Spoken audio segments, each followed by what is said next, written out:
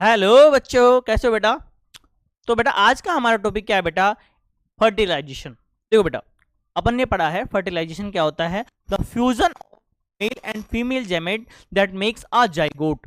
यानी एक मेल जेमेट और एक फीमेल जेमेट का बनना, मिलना और मिलके क्या बना लेना बेटा? जाइगोट बना लेना। इसे हम क्या कहते थे? फर्टिलाइजेशन कहते थे। यस बेटा, फर्टिलाइजेशन अपने आप में दो टाइप का होता है। एक होता है बेटा क्या? Internal fertilisation. एक होता है बेटा एक्सटर्नल फर्टिलाइजेशन।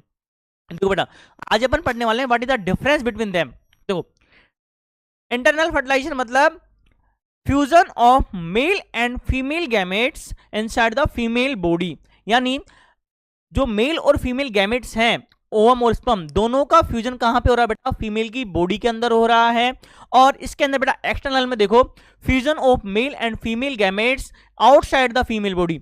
यानी एक्सटर्नल यानी बाहर की ओर। इसमें क्या होगा बेटा? फीमेल की बॉडी के अंदर फर्टिलाइजेशन नहीं होगा बेटा, ये बॉडी से बाहर होगा। आओ देखो बेटा कैसे होगा। देखो, इसमें मैंने लिखा है, मैंने इंटरनल में, high chances of survival of offspring so less number of ova and eggs are produce. बेटा देखो, इंटरनल में क्या होता है कि आपको पता है ओवम और स्पर्म का मिलना कंफर्म है, यस और नो, क्योंकि छोटी सी जगह है।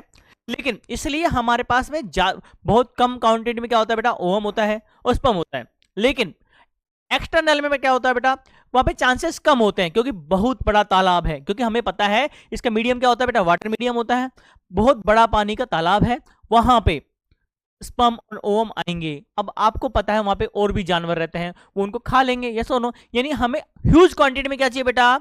जेमेट्स चाहिए। यानी बेटा इसमें क्या होगा कि सर्वाइवल की कैपेसिटी पता कैसे होती है बेटा? सर्वाइवल चांसेस क्या होते हैं बेटा? लो होते हैं।